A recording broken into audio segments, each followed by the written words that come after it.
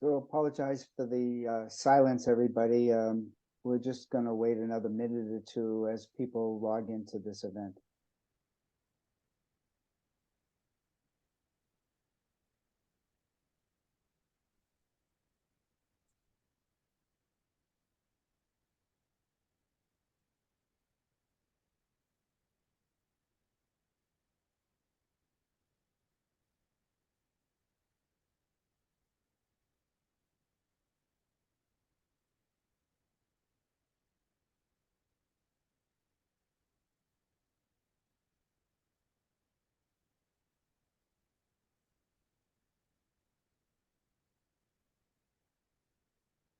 Wait one more minute.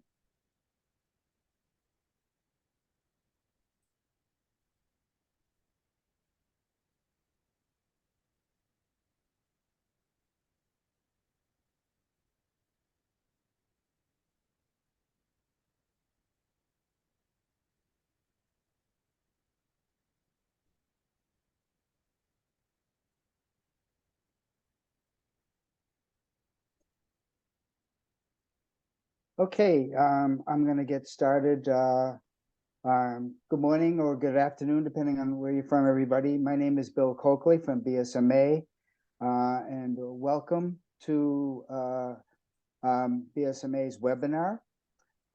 This is one of a series of webinars that BSMA has had over the past several months, which explore best practices and solutions around such topics as clinical supply planning, tools and technology, data analytics, IRT, logistics and trade compliance, and commercialization of new products. Time has been put aside during this event for Q&A. If anyone has questions, please type them in the Q&A section that should appear at the bottom of your screen. The chat has been turned off. And also, there's no need to raise your hand. This event is being recorded. Copies of the recording will be distributed to everyone that registered for this event. So with all that said, I will turn this over to Tony. Thank you again. Thank you, Bill. Good morning and afternoon, everyone. I am Tony Stolas. I am with Slalom, and I am in our global supply chain practice, focusing primarily on life sciences and healthcare supply chain needs with our clients in across everything from planning to procurement to manufacturing to endpoint logistics. Thank you again all for joining today. What we're going to be speaking about is clinical trial packaging. We're going to talk about pros and cons of various strategies such as make to stock, just in time, and pooling, and what drivers determine which strategy or combination of strategies makes the most sense when executing a clinical trial. So before we dive into the content from everyone, I'm going to ask each panelist to introduce themselves, and then we'll dive in. Daryl. Hello, everyone. I'm Daryl Scherer with Almac Group, specifically Clinical Services. I'm in Durham, North Carolina, the logistics manager here.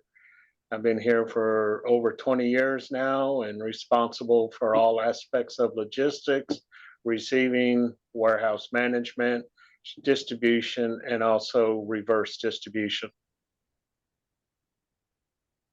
Hillary?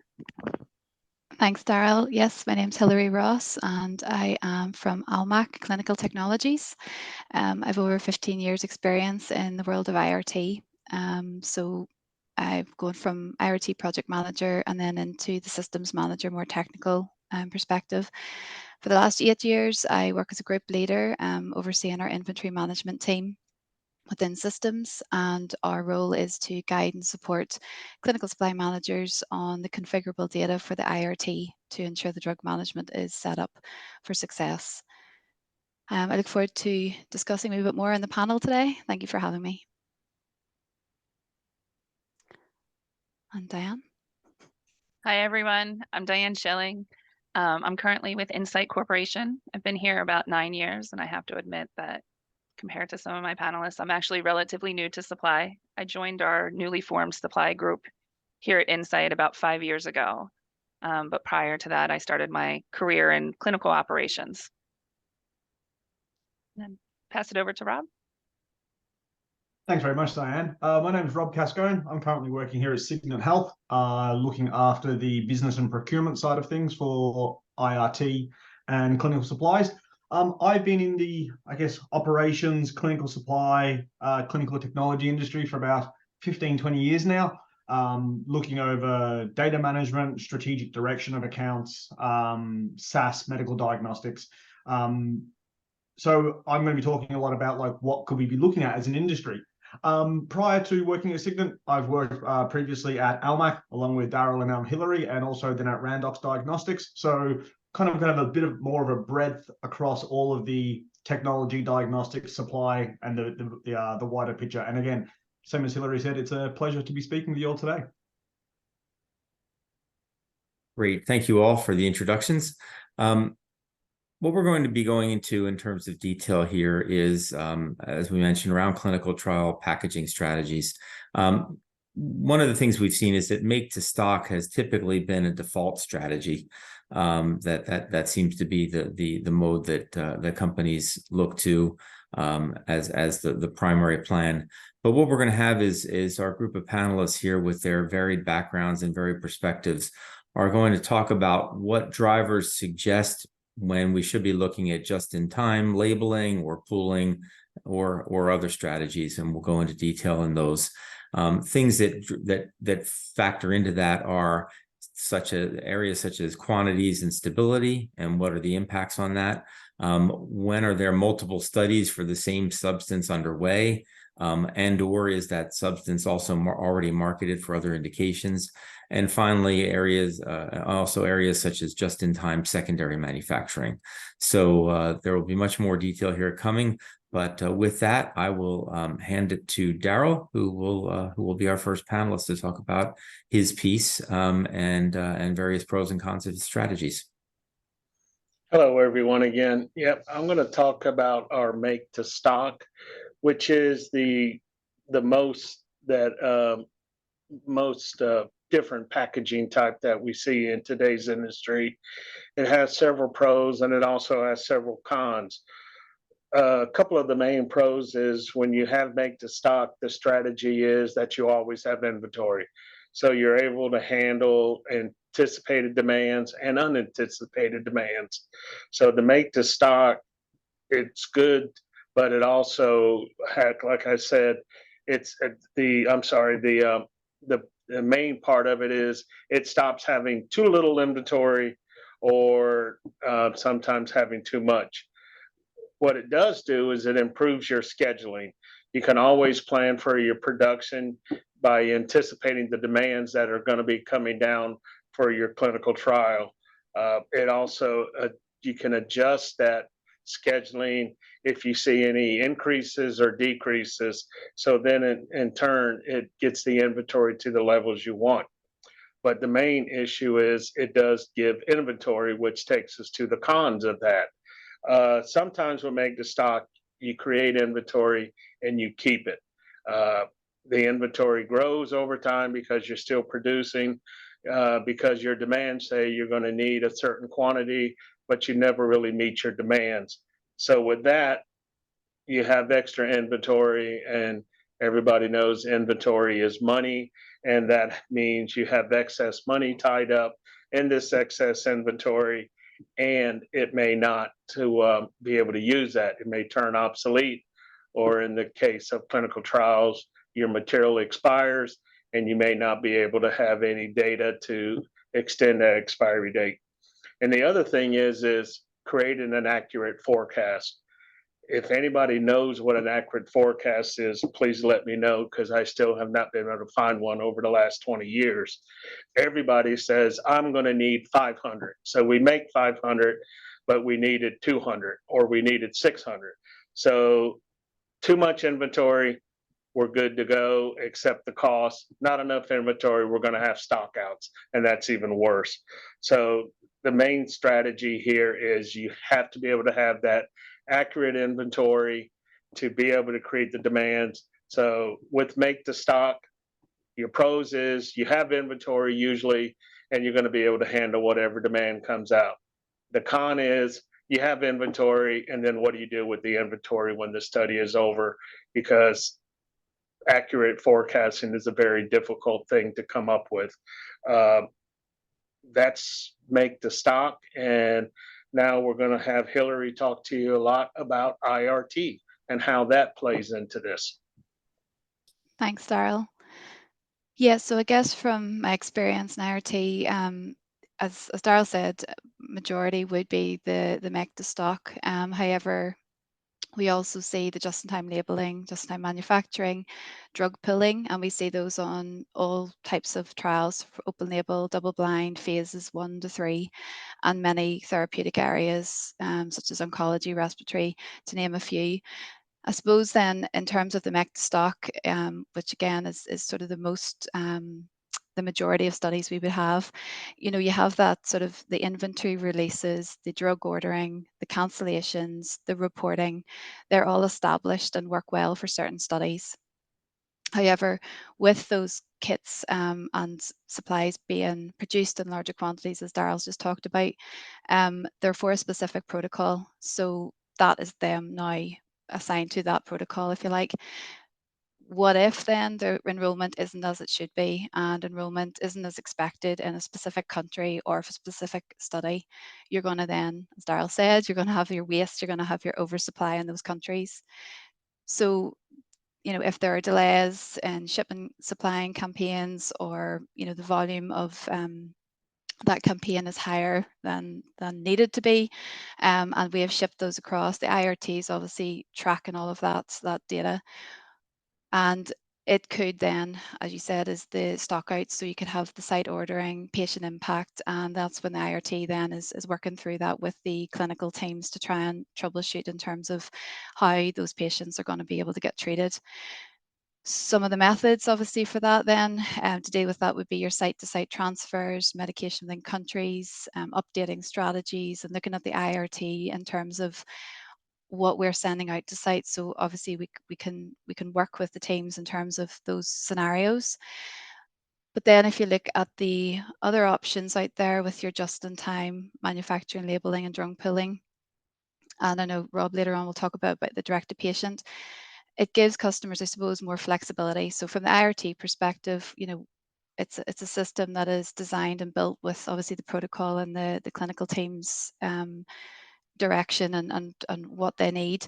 And they are becoming quite complex. However, you know, the system is designed to fundamentally help customers with the less waste, the ability to reduce cost where possible. So from, I guess, the IRT side, with the drug pooling, you know, we do have some standards that we've created for clients to sort of quicken up that design and implementation. Some of the considerations for the alternative approaches would be some depots or countries may or not be managing just-in-time or just-in-time or drug pooling. So each depot may differ. So you may have 10 depots in a study. They may not all be able to support just-in-time labeling. So in an IRT, then you have to have different ways of setting that up. So there could be certain configurable data points that are needed within the IRT. Also, I suppose in terms of the just-in-time, is thinking about the onward transfer of those kits throughout the IRT. So for example, if we have just-in-time kits that are to be sent to a depot outside the country, Spain, for example, those kits that have been shipped have now got the Spanish label on. They are now only able to be supplied to sites in Spain. They can't be supplied outside of that country, for example. So it's looking at those kind of the onward transit of those kits. Also then looking at sort of processes. So from the CDMO process may differ internally. There may be checks in place to authorize orders to ship once they've received an order from IRT. Does that alter the timing of those shipments? Possibly not, but shipping intervals may need to be considered in the IRT to then allow for that timing. As I said earlier, data points to drive functionality. So some may or may not, so that ensuring that's set up correctly at the beginning. the data integrations. Some clients we see will have integrations for just in time. So we may have it that we will require an order, a site will require an order. We send a quantity and a kit type across via integration. That CDMO then needs to provide us with the actual kit numbers in the stock. That needs to come back to the IRT. Then we need to send them an actual drug order form back, a file back with those kit numbers, that quantity, and the full detail for that process to start. So that back and forth of the integrations can also be a consideration, and ensuring that that's set up. And then really in terms of maybe the drug ordering side of things, so in terms of the human readables, drug order forms and those integrations that are sent, is also the max order quantity of those. So are there going to be limitations to what the CDMO can label at one time? Therefore, do you need to consider the size of the shipments that you're maybe triggering? Do you need to have that set up in the IRT to limit the quantity within that shipment to allow the CDMO to then have the time to label and manufacture appropriately? So those are just some of sort of the areas, I guess, in terms of IRT that we consider, and I know that that's sort of at quite a high level or intricate, whatever way you want to look at it, level. But those are some of the areas why it needs to be really considered, I suppose, what studies work, what studies don't, and have that full discussion at the design stage as to what is the right packaging for this particular study. So now I'm going to hand over to Diane, who's going to come from the sponsor side. Thank you. Thank you. Thank you, Hillary. Yep. So like Hillary and Daryl said, the make to stock or traditional packaging can sometimes have, less flexibility, more waste. And in my experience, it's usually a longer lead time for setup. So about a year ago, Insight made the decision to really push for this pooling within our compound levels. And in my experience, it works best when that pooling is combined with the just-in-time labeling. So it allows us to be more flexible across the compound.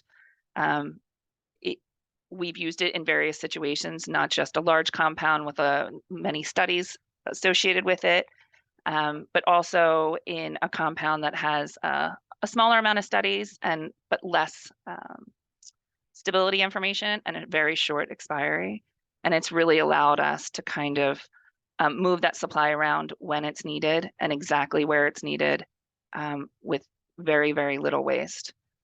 It's allowed us to mitigate for stockouts and avoid situations because of unexpected recruitment. And it's also reduced our packaging jobs that we've had to do significantly. Definitely some considerations, and we had to find some creative solutions for a lot of these things, such as IRT. There's some nuances that we had to come up with to make sure that we weren't releasing material in the wrong places to all the studies. We also had to come up with a creative way to do our RAND kit list within the system so it could be applied to all of the studies.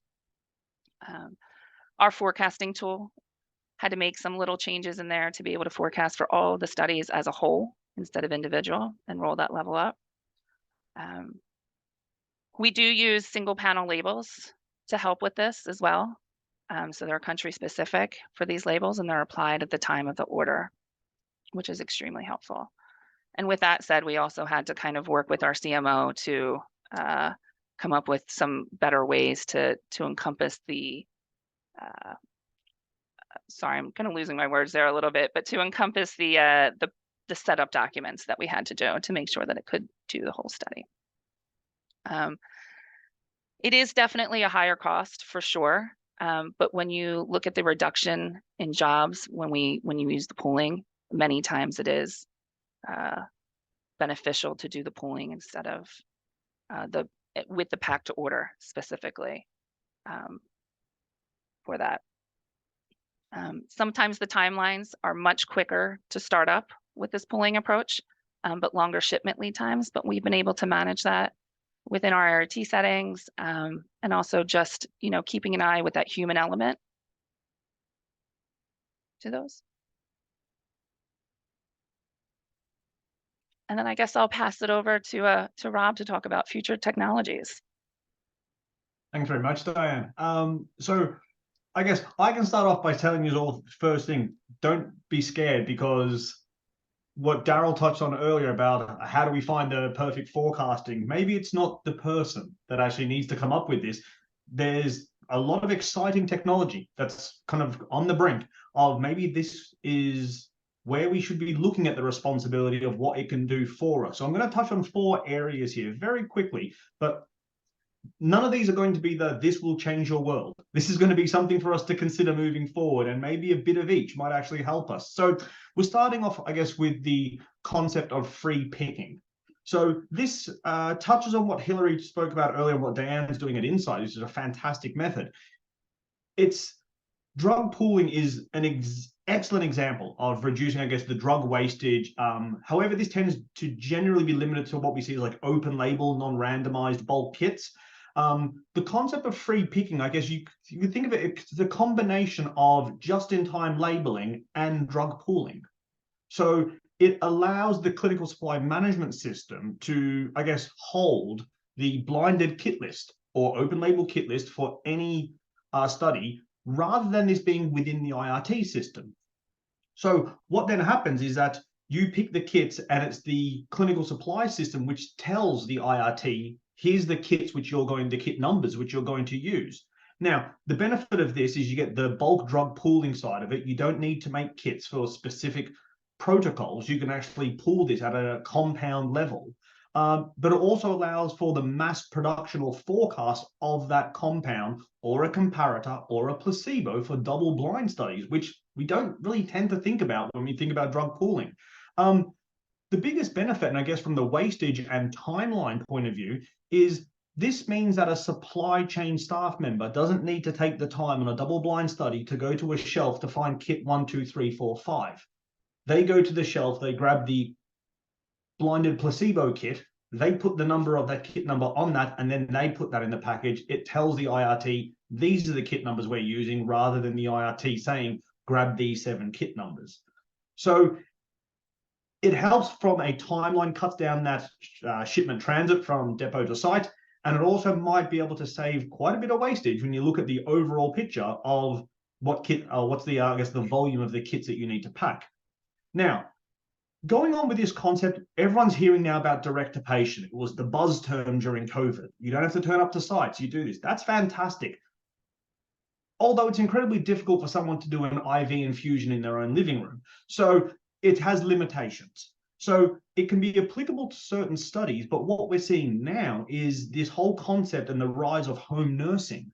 And this now widens the range. We're seeing studies where nurses are going into people's own houses and doing IV infusions there. Now, this removes the need of big boluses of inventory sitting at individual sites, going to waste. You don't recruit the number of patients you expect, they expire. That gets eliminated. And whilst it is maybe a hybrid approach, you do have to consider that the true direct-to-patient being from a depot to a site, that's where you're going to save from a, I guess, a drug wastage point of view. And it can maybe think about what clinical supply packaging you want to be thinking of. That could be combined with a drug pooling or a just-in-time labeling or a free picking for even further benefits to your clinical trial. So that kind of goes from the packaging and strategies of it. And then there's the technology as to what can help you eliminate waste and maybe change your packaging strategies at the same time. Now, we're all hearing about smart packaging. So it'll be interesting to see who's maybe come across this or had people reach out to them to discuss this. This could potentially be one of the missing links. It's a physical solution that's an actual would go onto the kits themselves. So if you think about it, a blister card with smart labeling inside it actually senses or Bluetooth technology, where when you peel back a blister to dispense out 1 tablet, that gets loaded up or recognized through a patient's home phone. And you then have accountability, reconciliation, dispensation, and then also it goes into your overall forecasting. So having that data and being able to use that to drive your packaging strategies in real time, rather than a forecasting and retrospective of how many kits did they really use, this could be something that we want to start looking into. They've now moved this from just blister cards into actual physical, like replacing bottle caps. So it would actually dispense individual kit types from a bottle, or be able to actually do smart draws from a IV from the vial, so you know exactly the milliliters left within a certain vial. So again, this might help you understand what packaging strategy you want to implement. And again, it's not just one or done. It could be a combination of all of these. Finally, the big scary one that everyone kind of keeps hearing about, but no one wants to talk about: artificial intelligence. Whilst this is all unseen at the moment, and everyone's kind of thinking, is this just the new phase? This year it's AI, last year it was ChatGPT. Everyone was talking previously about we need apps, we need barcodes, we need single sign-on. Is this just another fad that's going to kind of run its turn? Or, as we're seeing, if AI is now on the cusp of being able to do medical diagnostics for oncology patients, how could we use that same, I guess, power within your clinical supply strategy and management? If applied correctly, could we actually get the centralized data to determine for your type of study, for your patient population, for the indication you're running and the kits that you need? It will then tell you exactly the forecasting and also, I guess, the strategy that you should take for the packaging and labeling. Is this something where the technology, as I said earlier, becomes the responsible entity when the forecasting, so that Daryl knows exactly they need 473 kits for his next packaging run, rather than guessing 200, 400, 500, or 700? So if we have centralized information, whilst all this seems very exciting, it all centralizes around a very simple concept. Can we centralize the data as an industry? And then can we use this, I guess, in a more powerful manner? And do we then have the technology platforms ready to embrace these concepts? Is the concept of AI and smart packaging, that will work fantastic. But if there's only data that's available within one vendor that Insight is using, it's not as powerful. Where if as an industry, if every single CMO centralize their data and we knew exactly how to run a gastroesophageal cancer study, phase 2, you could put in your site recruitment rates, you could put in wastage, you could put in accountability information from across the entire industry. This could become incredibly powerful. So to pull it right back to what Daryl said earlier, this doesn't have to be scary, but also it doesn't have to be on you to be able to make these decisions. So with the technology, I see moving forward that we're going to shift some of the responsibility onto the technology that's available. But again, will the platforms be ready to embrace these concepts to be able to determine what's the correct packaging strategy that you should use for your individual study, rather than just a general industry recommendation? So that's my 4 items there. You don't have to embrace them all at once. Be aware of them, and as I said, and they might help you, whether now or potentially in the future, in your clinical supply, I guess, assessments.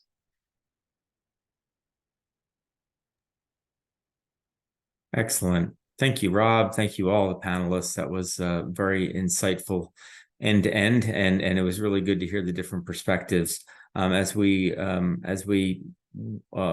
wait for some questions to come through, one thing, and I'll direct this to all of you that want to chime in on answers here. One of the things that comes to mind with all of this is, understanding all these factors, understanding the different moving parts and the drivers is important. From your perspectives, what does the group look like in terms of within the biopharmaceutical companies, how the decisions get made on which direction to go? Who makes the decision? Who weighs in? What types of information do they need in their hands in order to make those decisions? If anyone could speak to that, that would be great.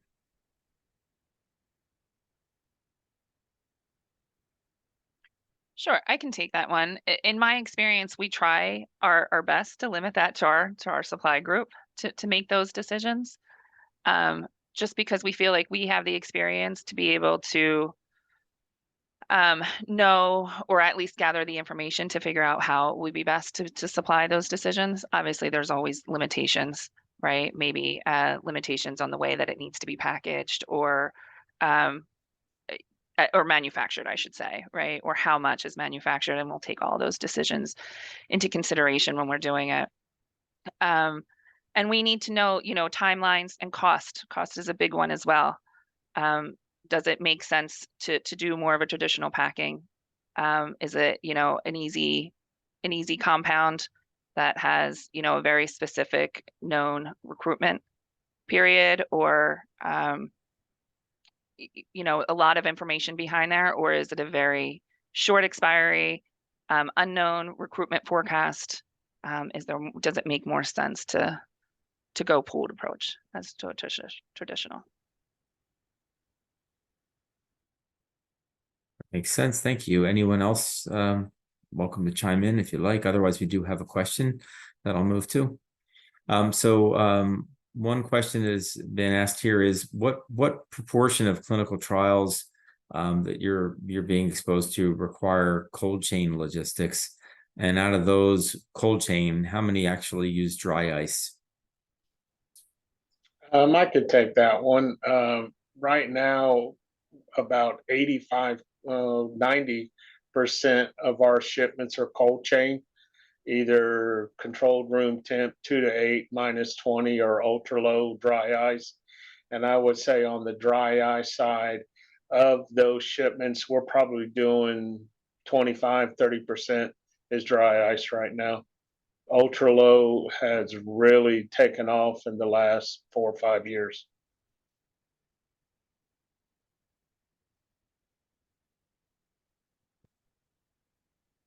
Great, thanks, Daryl. Another question, and as we have more coming through Q&A, but another question. The point was made very early on around forecasting and planning and how that really starts the cycle of how wasteful or not wasteful the clinical trial may be. There's many efforts underway across outside parties and inside companies as to how to improve forecasting. And as we often say, it will never be accurate, but how can it be less inaccurate?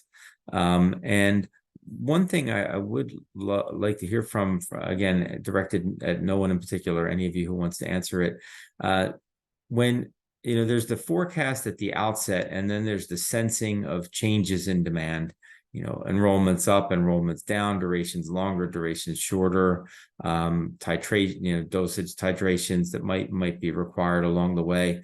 And how to, in a world where things need to be blinded, of course, along the way, how to pick up the signals that allow you to adjust on the fly, and essentially reforecast the plan.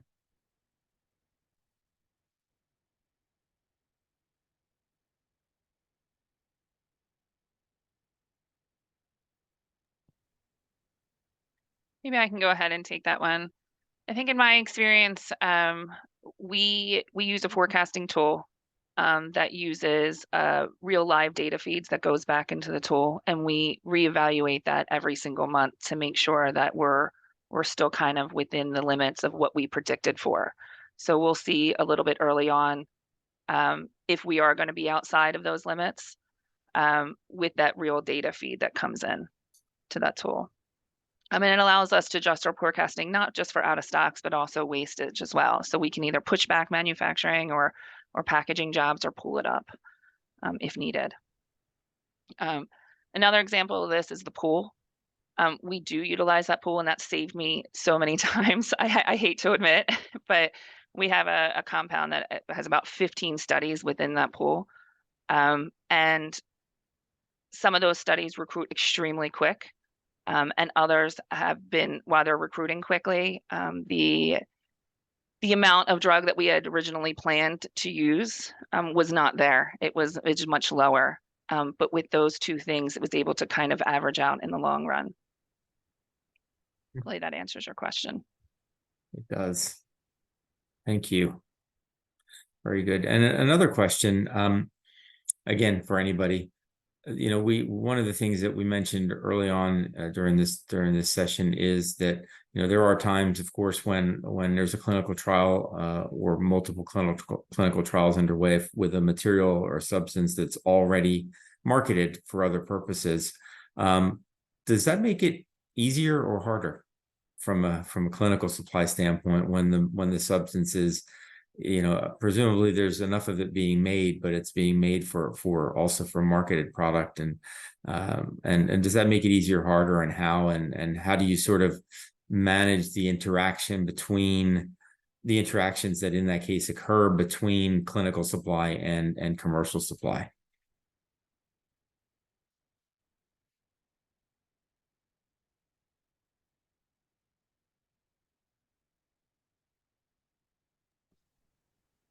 I'll try to answer that. It's harder as in because now the demand is more for that material. So to get the material, the quantities you need for your trial, it can make it harder. It's easier because it's out there. So it's a little bit of both. The main thing is now you want to use this and you want to use it for something different, which is why you do the clinical trial. But sometimes it's harder because the demand for that material is so many other places that you can't always get the quantities that you need for your purpose. And I guess, Tony, as well, to like double up with what Daryl was saying and what Diana touched on earlier, the concept then of the drug pooling makes that even more powerful. Is if you know that you've got a live comparator that you're running across multiple studies, being able to forecast that and procure that as a drug pooled entity across multiple studies. One or two studies may over recruit while some may under recruit. You're not hunting on a study by study basis. Completely different if this is the one and only study that's using that comparator. To Daryl's point, is that, yeah, it can be incredibly useful because you've got multiple sources even to actually access that comparator material. However, they may have, I guess, existing contracts or agreements in place where, yes, the material's available. However, they've got a agreement that they must supply at a certain quantity or something to other entities. So it's almost more frustrating where it's there, but you can't access it. So it's, if you can run it across multiple studies and have that drug pooling concept where you can then just in time label off that for your studies, hugely beneficial. Very good. Thank you both. Another question that's in the queue here. Just intuitively, one would think that just in time and pack to order would be very popular, given that it could potentially reduce waste. Yet it's not yet really the dominant supply strategy in clinical. Why do we think it's not more popular as a strategy? Again, that's for anybody. Yeah, I think it's the size of the, I guess, the pharma biotech as well that makes that decision. If you're a small biotech company and you've only got running your one compound on one study, drug pooling, just-in-time labeling doesn't make much sense to you. Even if you're running a second study, it doesn't make a bit more sense potentially for one compound, but if you're running it against multiple live physician choice of therapy that you're going to say you can locally source or centrally source, it starts to diminish in value. So certainly for companies like Insight running 14, 15 studies off the one compound, hugely popular. It then comes down to, I guess, for the just-in-time labeling, everything, it's having that supply chain in place to be able to make sure that you've got the lead interval to get it from depot to site. The site pressure is phenomenal. Every site just wants to make sure they have more than enough kits, more than what they actually think they reality need, and they want it there just in case. The, I guess, site recruitment sometimes gets over-egged. So they all think that they need more.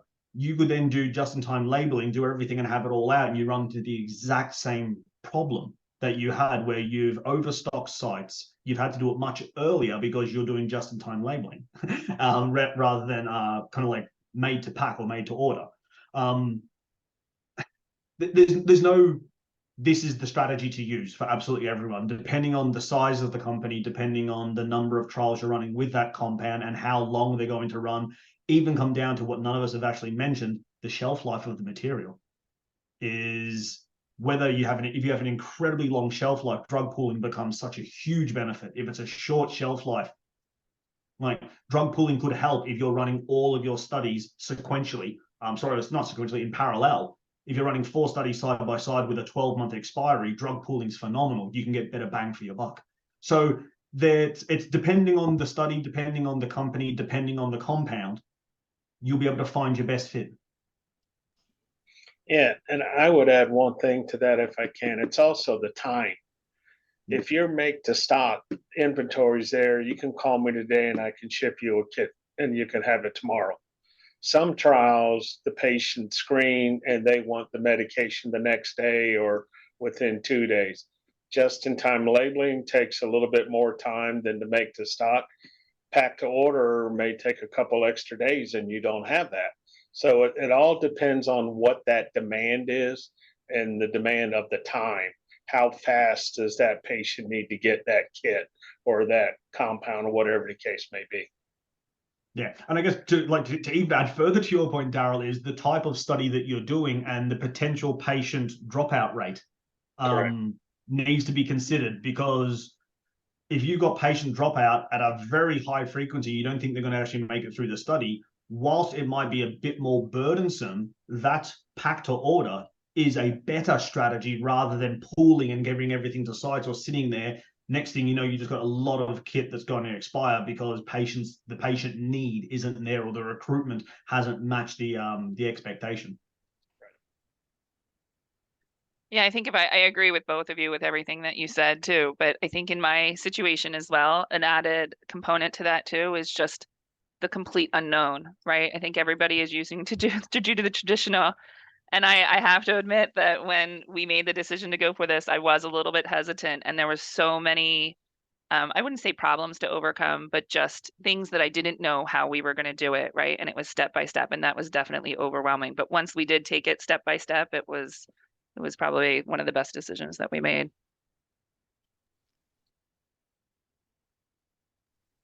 Excellent. Thank you all. Oh, sorry. Go ahead, Hillary, please. No, I was just going to say pretty much the same as Diane there, but from the IRT, because it is newer and less studies are maybe doing it, I think it is about thinking through the processes and working even more collaboratively than we do normally with the make to stock. I really see that through working through the different scenarios that have cropped up and the different scenarios that we've tried to troubleshoot and work through with the clients and supply chain. It has definitely opened my eyes to the different I guess challenges that you can face with something that is new like that, but it's as you said, it can bring great benefits to the supply chain. So obviously the more you do, the more you get familiar and the more standards etc you can write and learn from. So yeah, that was my piece. Thank you. Great, thank you all. One of another question that's come up is Rob, I think this is primarily for you, but it could be for anybody in the panel. You mentioned several new strategies, new technologies such as AI. Actually, this could be for anybody. Are we aware of industry groups working collectively to help and identify and adopt some of these new types of solutions? And if so, if so, it'd be great to hear about it. If not, is there a way to leverage an organization such as, for example, BSMA to help spearhead some of that? Yeah, so from a lot of the technologies that I touched on earlier, Tony, the drug pooling, direct to patient, smart packaging as such, yes, there are technology platforms not only providing this, but also allowing the integration and utilization of it. IRT, clinical supply and forecasting groups, they're out there. AI is the new one. I've seen AI more from a diagnostic and clinical point of view being used at the moment. I haven't seen it, or I haven't heard of it yet being provided or being used as, I guess, the driving force in either forecasting or clinical technology decisions. As we all know, a lot of people are very, I guess, skeptical at the minute of AI. It's as powerful as the data that you can feed into it. So this is where, would we allow AI to determine when you change resupply strategies at a site, when we allow it to determine your next forecasting run, or whether you should stop a planned run? Possibly not. Could it provide you guidance for you to be able to make the decisions at the minute? Definitely yes. So whether, I don't think it'd ever be embedded as the, you use this and sit back and AI runs your study. I think it could be used in combination with the technology we currently have. I'm not aware of anyone that's doing this at the minute for supply strategy and forecasting and packaging strategies. But as I said, I've seen it for how you could maybe write clinical protocols, how you could do diagnostic side of things, imaging interpretations, those type of areas in the, I guess, clinical trial realm at the moment.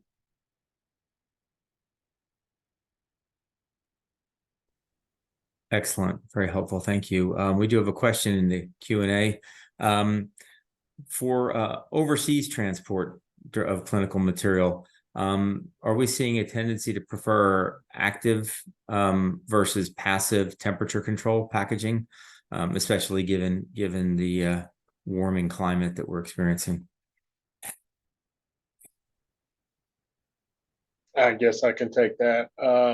Active used to be the number one that we use for all international shipping, but in the last probably 5 years, the phase change material has really taken off.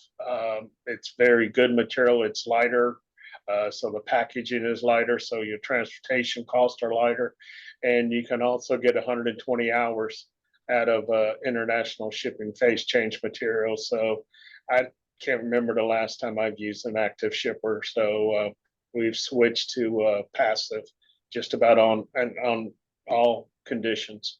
Well, minus the ultra low, that's dry ice. So Thank you, Daryl. In the, since global and overseas was just brought up, are there any other specific considerations when executing a trial globally versus say in one country such as US, that beyond the obvious ones, obviously, that impact packaging and transport? I mean, we talked about temperature control, but are there other things with respect to a global trial that would drive how we handle some of this around make to stock versus make to order?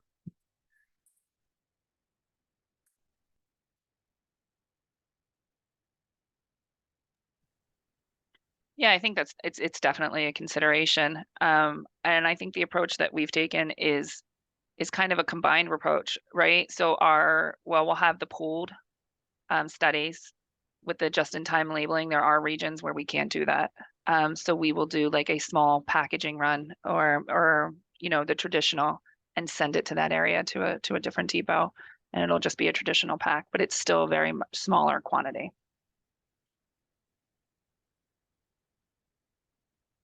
Great. Thank you. The question has come through here in the Q&A chat. Do we think CMOs are offering the right options for just-in-time labeling and manufacturing?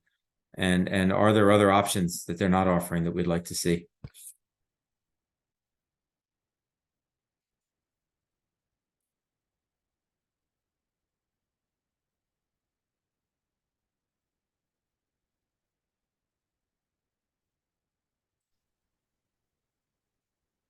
I would say yes. I mean, it all depends on what the client's looking for, and all of those factors we talked about. What's the comparator? What's the level of your compound that you have? Is there sufficient quantities? Is it cold chain? Is it not? So I would say between make to stock, just-in-time labeling, just-in-time manufacturing, pooling of material. At least I know for us, for every protocol, all of that is offered, and it's a partnership between us and the client to find out what's best for their particular study. Even though you may have, and Diane can speak on this, you may be doing the same compound for 15 different studies. Every one of them's different. So, Absolutely. I think if we could offer pooling, so for the compounds that I'm responsible for, when we do the pooling, we also have to do the just-in-time labeling for the most part, right? Unless we do a small pack to stock or for those regions that we have to. If we could figure out a way to not have to do the just-in-time labeling, but again, that's another option for the future, I guess. Excellent. Thanks. And I will wrap with one last question that's been asked here that we may or may not be able to answer, but it'd be interesting to hear the panelists' opinions on this. Is what do we what do we see in terms of a time frame of where we'll have a tipping point where cell and gene therapy really become more the norm than the exception in clinical trials, or do we see a tipping point like that? And anyone's welcome to answer that if you have some thoughts. And maybe a way of answering that is in your work in clinical trials among the panelists, what are you seeing in terms of proportion of trials right now that are cell and gene versus not?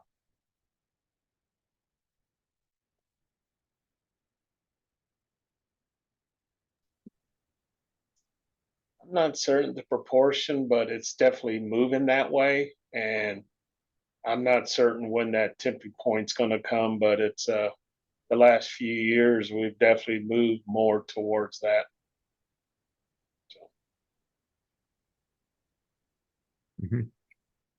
Yeah, I think I think time will tell from the cell and gene therapy is the data analysis after these first phase 1 and phase 2 trials that a lot of these companies are running initially.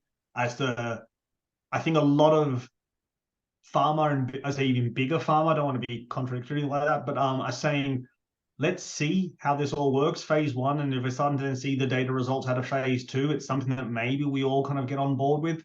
I'm seeing a growth in it, but we also saw 2 or 3 years ago almost a boom in the combination immunotherapy in the oncology sphere as well. So is this a right fit for all studies, or is it a right fit for specific indications? And we're just going to see a boom indication specific, but the existing treatments and clinical trials will still run. It's not that will it replace things is going to be the interesting part over the next 12 to 18 months, I think. Great, thanks for that perspective. Well, with that, I would like to express my thanks to BSMA for hosting, and Bill and Devendra, and to this panel for providing all these valuable insights and important insights into what we're seeing in clinical trial packaging and some of the things even beyond just packaging related to clinical trials. So thank you all. And with that, I will hand it back to Bill. Okay, thank you, Tony. And as Tony said, thanks to all of the panelists for your insights. I'm amazed at how an area such as clinical packaging, which one would think has been doing things for the same way for years and years now, continues to find ways of improving how it goes about its strategies. As a reminder as what I said at the beginning of today's call, everybody who registered for this webinar will be receiving copies of the recording. Also want to let everybody know that at the immediate conclusion of this webinar, you should be receiving a very short, less than 1 minute survey that would appreciate your response to. And also want to inform folks that our next webinar will be taking place on December 13th, same time as this one. The topic will be the power of data-driven clinical supply chain. So looking forward to having you folks attend that event about a month from now. So with that said, thank you everybody for joining this call, and feel free to reach out to me if you have any questions or you're seeking any additional information about BSMA. Goodbye.